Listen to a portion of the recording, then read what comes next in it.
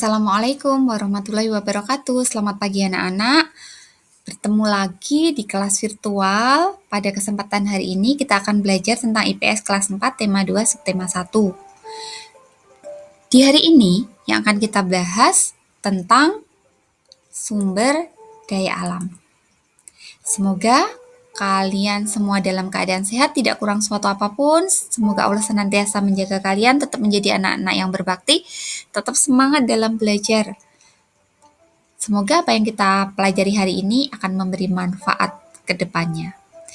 Terima kasih anak-anak. Kita lanjutkan.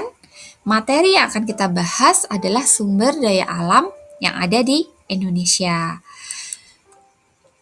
Berdasarkan kondisi alam di Indonesia, kita itu dalam penampakan alam yang berbeda-beda.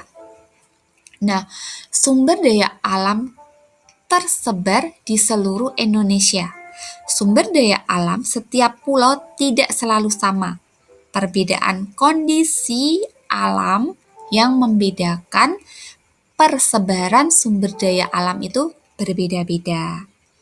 Jadi kondisi geografis atau kondisi alam itu sangat menentukan terhadap persebaran sumber daya alam. Ini, kita belajar dulu dari Pulau Sumatera. Pulau Sumatera itu banyak pegunungan, budidaya kopi, lada, coklat, tembakau, karet, dan kelapa sawit. Kaya akan hasil tambang seperti minyak bumi, batu bara, dan timah. Minyak bumi dan batu bara dimanfaatkan untuk bahan bakar. Selanjutnya, kondisi Pulau Jawa. Jawa memiliki pegunungan, dataran tinggi, dataran rendah, dan pantai. Daerah pegunungan dan dataran tinggi di Pulau Jawa banyak dimanfaatkan untuk menanam teh, kopi, dan kina. Dataran rendah yang ada di Pulau Jawa sangat subur, sehingga biasanya digunakan sebagai daerah persawahan.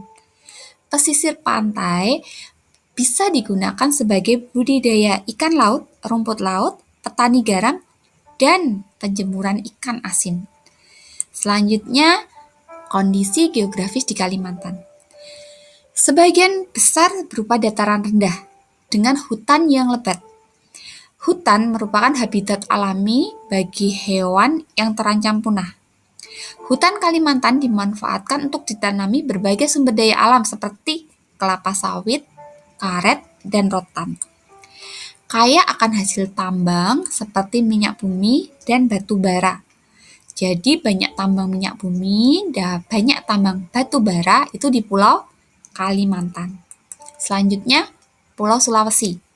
Pulau Sulawesi banyak menghasilkan pala dan jagung. Jagung dimanfaatkan sebagai bahan makanan. Pala dimanfaatkan sebagai bumbu masak.